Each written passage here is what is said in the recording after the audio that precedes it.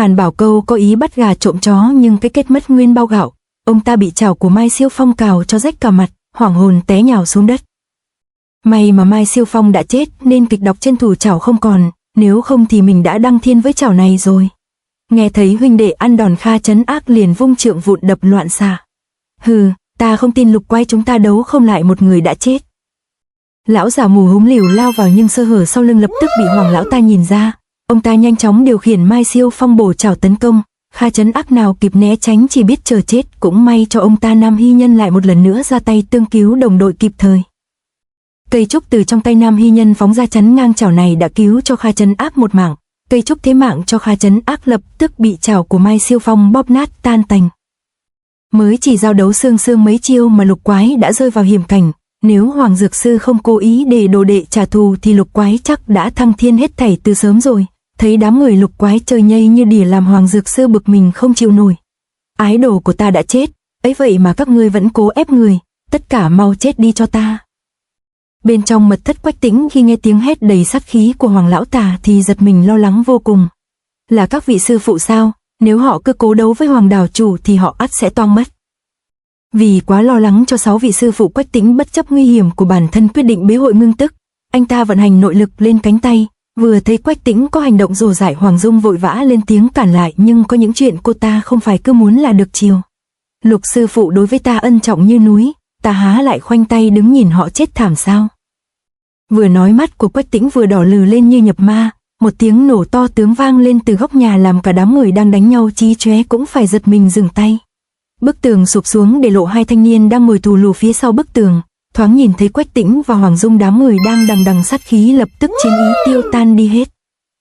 Nhìn thấy Quách Tĩnh và Hoàng Dung lành lặn không chút sứt mẻ, Hoàng Dược Sư và Giang Nam Lục Quái vừa ngạc nhiên vừa vui mừng khôn xiết, bọn họ như quên luôn việc đánh nhau vừa rồi. Bên trong mật thất, Quách Tĩnh sau khi xuất chưởng thì bắt đầu cảm thấy đau đớn, khí huyết đan điền nhộn nhạo xung phá lục phủ ngũ tạng, còn nhiệt hỏa công tâm đau đến thấu tim. Hoàng Dung biết chuyện chẳng lành nên tỏ ra hoảng hốt, Quách Tĩnh vội vàng thu khí, tay ôm lồng ngực đưa nội tức thông về đan điền. Hoàng Dược Sư thấy con gái mà cứ ngỡ đang bị mê sảng lên mồm cất tiếng gọi. Dung Nhi, có thật là con đó không? Hoàng Dược Sư vội bước lại gần để xem cho rõ, vừa tới gần ông ta nhìn thấy đôi trẻ đang tay áp tay thì thoáng chút bất ngờ, nhưng ông ta lập tức đã hiểu ra tất cả. Hoàng Dược Sư tiến tới bắt mạch cho con gái xem như thế nào. Đám Lục Quái thì toàn hạng đầu đất, chỉ được cái nhiệt tình nên nhất thời không hiểu chuyện gì đang diễn ra. Quách Tĩnh lúc này nhiệt khí đang bừng bừng trong người vô cùng khó chịu.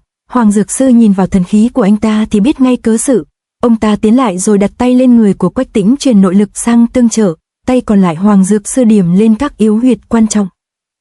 Chỉ trong chốc lát Quách Tĩnh đã cảm thấy dễ chịu vô cùng, nội tức lưu thông hít thở nhẹ nhàng chứng tỏ anh ta đã thoát khỏi cửa tử của quỷ môn quan.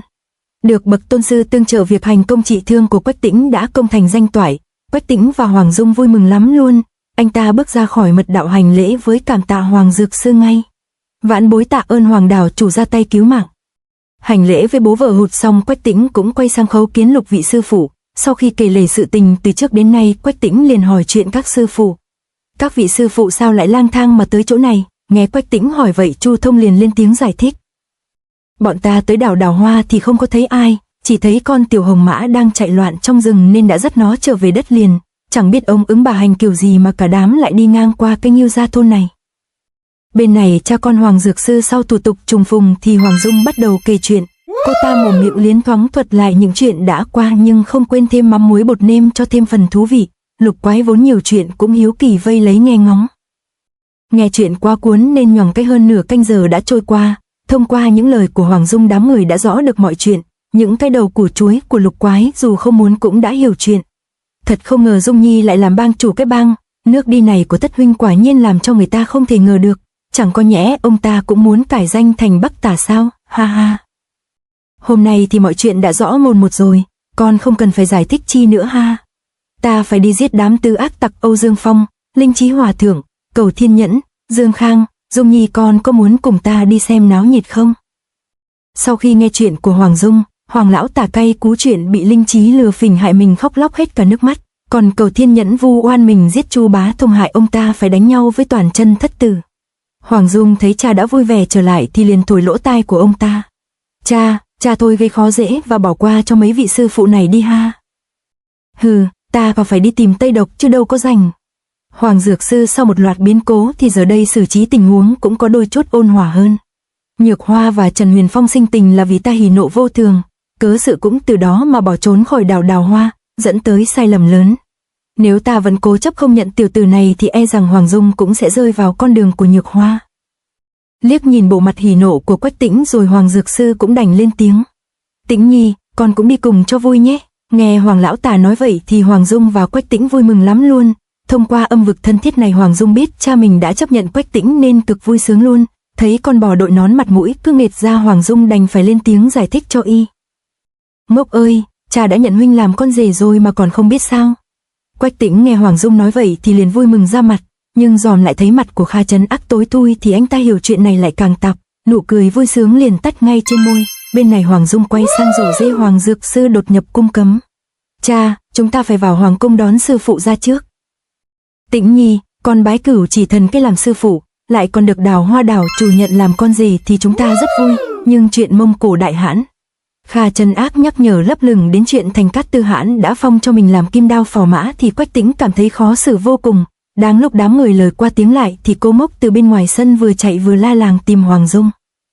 Muội tử, lão ngoan đồng bảo tôi đưa cái này cho muội, ông ta còn nhờ tôi nói là muội đừng có giận, ông ta nhất định sẽ tìm ra sư phụ muội. Nghe vậy Hoàng Dung vội mở tờ giấy lộn Cô Mốc đưa cho ra xem, bên trong tờ giấy Chu Bá Thông ghi nguệch ngoạc mấy chữ, lão ăn mày không thấy đâu nữa, lão ngoan đồng đúng là không ra gì cả. Quách Tĩnh nghe vậy thì trong lòng cũng cảm thấy bất an lo lắng lắm. Lão ngoan đồng công phu rất giỏi, nhất định sẽ cứu được Tất Công thôi. Việc này tạm thời không cần quá lo, nhưng Trúc Bổng lão ăn mày giao cho con lại rơi vào tay tiểu tử Dương Khang thì hơi phiền rồi. Hắn nhất định sẽ nhân chuyện này gây họa cho cái bang. Phải nhanh chóng đoạt Trúc Bổng về lại. Kha Trấn Ác mắt mũi tuy mù nhưng tai thính như mèo, vừa nghe thấy chuyện náo nhiệt thì cũng muốn nhúng mũi vào ngay. Hoàng Dược Sư bên này cũng có chút lo lắng. Không đoạt lại được Trúc Bổng thì chức bang chủ của con sẽ không được quang minh chính đại. Nhưng bọn chúng đã đi nhiều ngày rồi, chỉ sợ khó mà đuổi kịp. Có Tiểu Hồng Mã ở đây thì còn lo gì chuyện nhanh chậm. Quách Tĩnh vừa phun ra lời lo lắng thì Hàn Bảo Câu đã chỉ tay về hướng con xế độ đang đứng ngoài cửa. Tiểu Hồng Mã gặp lại được chủ thì vui như tìm được ngựa cái, nó hí hửng lên không ngớt.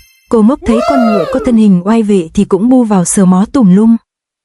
Hoàng Dược Sư lúc này mới có thời gian để ý đến Cô Mốc. Ông ta càng nhìn càng thấy giống ái đồ.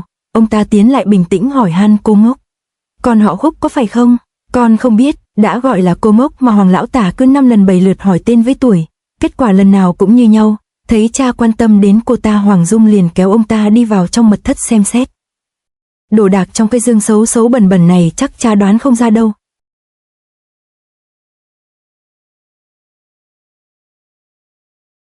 To be continued.